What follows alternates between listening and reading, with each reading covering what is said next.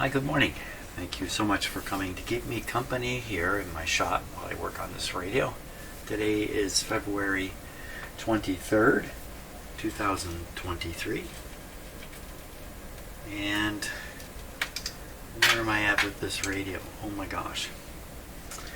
So, along with a defective IF transformer, this radio is also not able to oscillate in terms of the local oscillator on the short wave bands, either short wave band. So one of the things I did here just before I turned the camera on, you can see my ohm meter here, is I attempted to ohm out the coils that are part of the local oscillator circuit, and I got readings that suggest there's no open circuits in these coils. If there's an open circuit in one of these coils, it could cause both to not operate because of the way the radio is wired. But according to the resistance tests, there are no open circuits in here.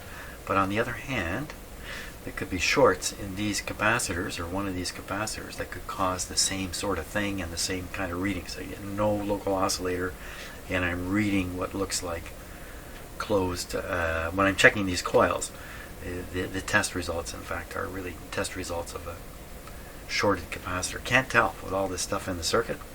I don't want to think my way through it too much yet, because we still have old capacitors in here. One in particular is of interest to me. That's this one down here. So this guy is conveying all the antenna signal from the RF amplifier tube over to the mixer tube. So all the antenna signal goes through this capacitor. Could this have some bearing on the local oscillator? I don't think so. But this could quiet the radio or cause other problems if it's not in good shape, and I doubt it's in good shape. So this will be the first one we're going to change today. There's only two more suspicious, or let's say capacitors you should not trust. One here and this molded one up here. And then we've ridded the radio of its probable bad leaky capacitors. Doesn't mean we got them all, but the most likely ones will be out. And then we can check the performance again. If there's no local oscillator still, I will begin scratching my head, because I have been studying the schematic to try to come up with some logical fault that could cause trouble in both bands. Haven't found it. Okay, so what am I doing then? So I guess I'm just going to go in and start and change this capacitor. Then we'll play the radio afterwards and make sure that it's still operating. That's a good idea. Well, let me cut it out, and I'll put it right on the capacitor checker here right away. Let me do it.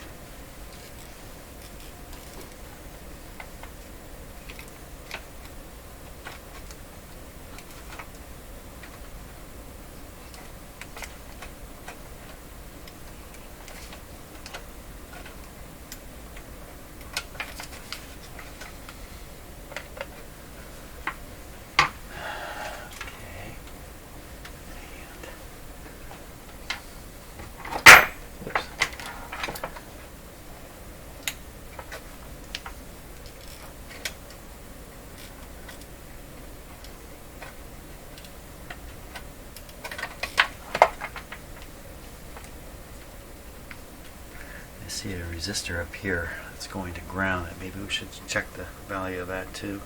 0.005, that's what's on the schematic. Okay, let's check it out.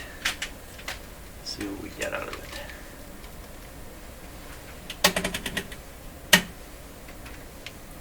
So we did get a snowfall overnight, but nothing serious. Nothing out of the ordinary range of things. I know a lot of places in North America have gotten ice and snow and everything, but here, just a regular. Okay, there we go. If you're watching the eye, 50 volts, right open, but not at 150. So a new capacitor, just to prove this, check my machine too, since every capacitor is testing about the same here. This is a brand new capacitor, although I do use it for testing purposes.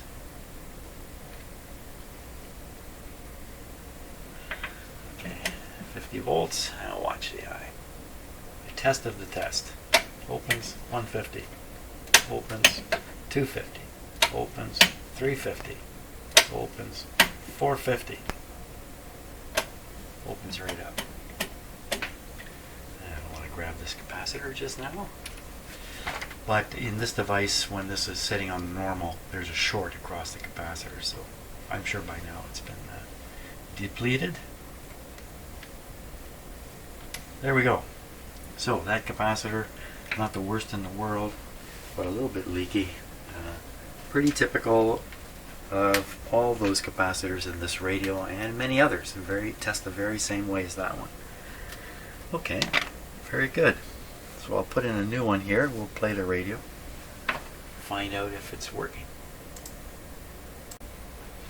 Okay, I've got the new capacitor in there, so we're going to give this radio another chance. Let's put this on.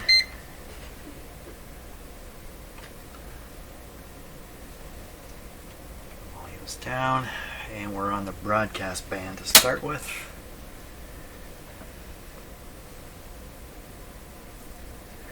So this capacitor couldn't have been, a write-off, or the radio wouldn't have worked on the broadcast band either.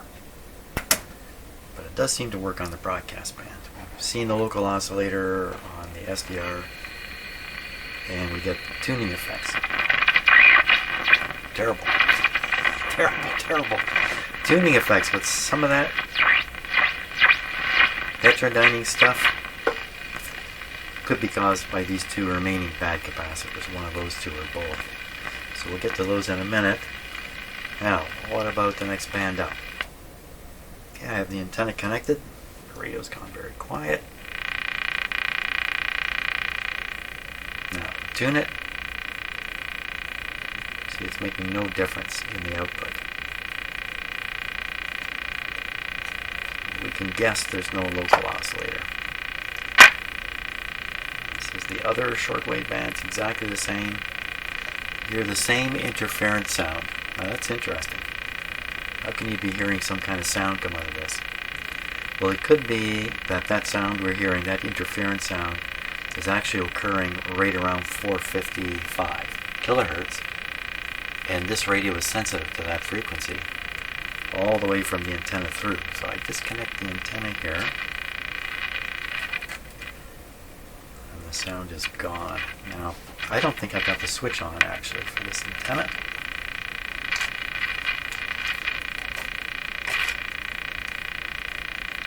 But it won't make any difference anyway.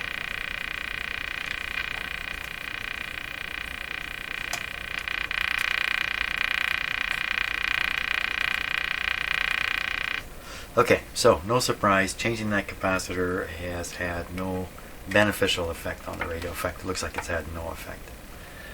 Okay, let's turn off the power. We'll go after these next two.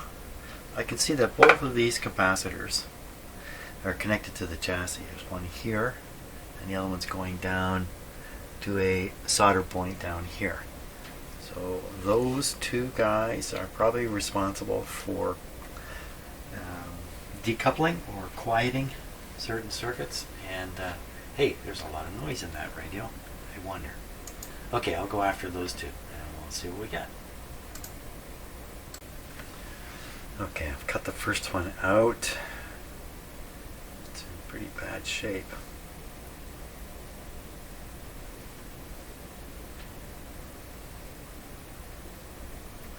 .02.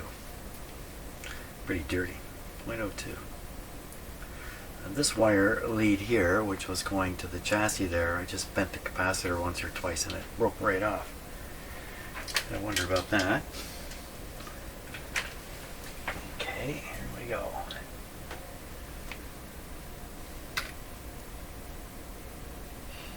So if we were to find one of these shorted, that would certainly, well, that would have a big impact on the radio. I doubt that's the case. 50 volts, what do you say? What do you say? I'm a bad guy. I won't open it at all. This is a terribly leaky capacitor here.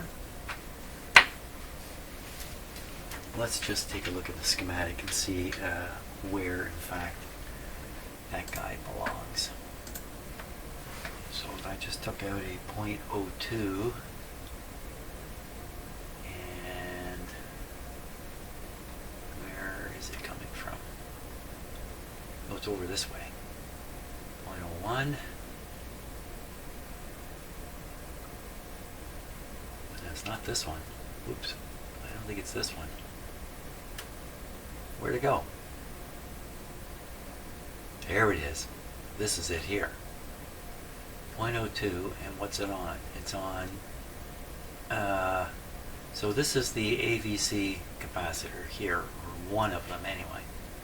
And this is controlling the pace of the AVC voltage variation. It's on the far side of this very large resistor here, 5 megohm resistor.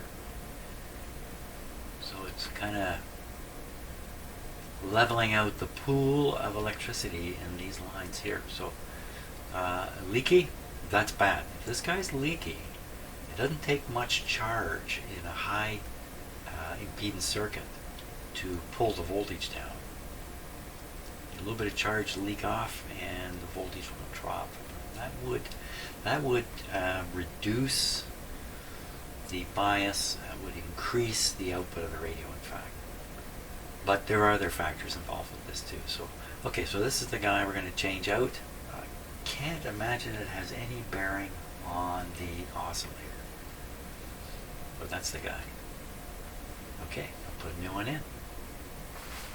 Okay, the last capacitor is this one. This is a 0.01. And it's connected to the screen voltage supply line here. Screen here. And into the screen here. So this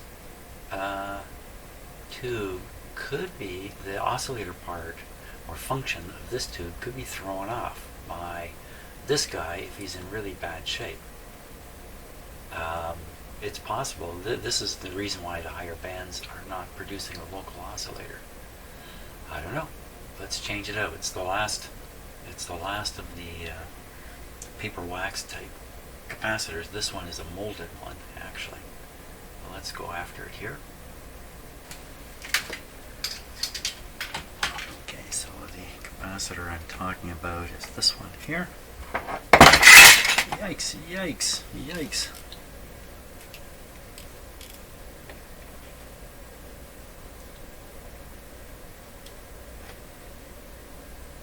Still gotta wonder why the last guy removed the switch from here. I mean, there's so many simpler things that could have been done to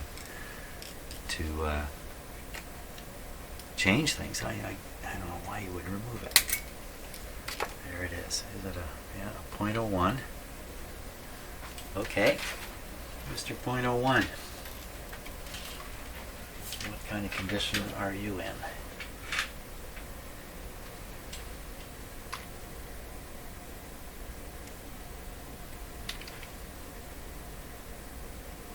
This could be the cause of all that heterodyne tone that we were hearing when I was tuning on the broadcast band. Okay, 50 volts, what do you do? Oh my gosh, it opened up. Come on, this is the one I want to have bad. So, well, we won't do it at 150, but it's definitely not shorted out. A leak on this circuit, not quite so critical, I think. A little bit of leaking a little bit of charge through the capacitor. Don't think it's quite so critical on the screen.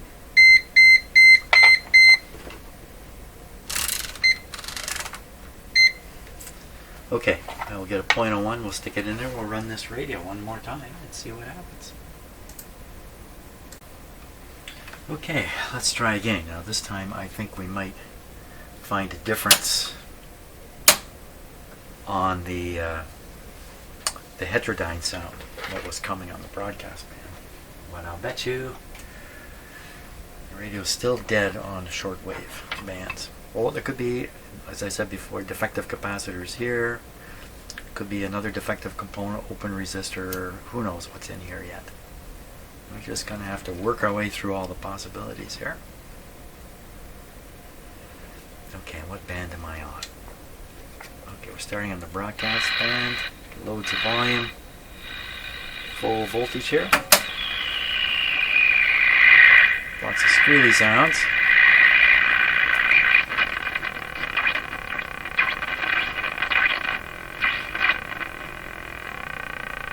So now that sound is an effect coming from the radio itself. Motorboating. Not a welcome. Not welcome. You're not welcome. The heterodyne stuff is worse than ever. You know, you gotta wonder how much of this behavior is really because I've jumped the second IF transformer. Yeah, it's terrible. I've really wrecked this radio at this point. It's now we want to find out, is there anything happening on the other bands? Silence. Now that ticking, I think, is a different ticking, and it came and went. Where did it go? I don't know. Curious. But these bands appear to be non-functional. This is one short wave. This is the other. I do have the antenna connected. And there's nothing there. Oh, that sound came back.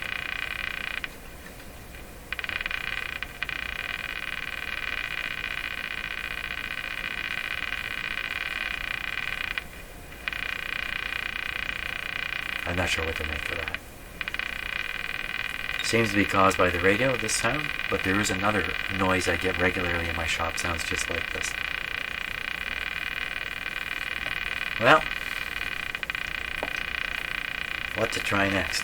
I think now that all the most likely troublesome capacitors have been removed, the target is probably returns to this transformer coil up here, this guy here. That's probably where the attention's going to go. I would like to do some testing before that, but I don't know what to do. So that's it for today. Finally, capacitor's gone. Thought I'd do that in an hour, and it took me 3 days to get rid of those capacitors. But along the way, made some more discoveries about the radio, get a little more familiar with it, and ready to fight the next battle. Better ready to fight the next battle. Thanks a lot for watching, and have a great day.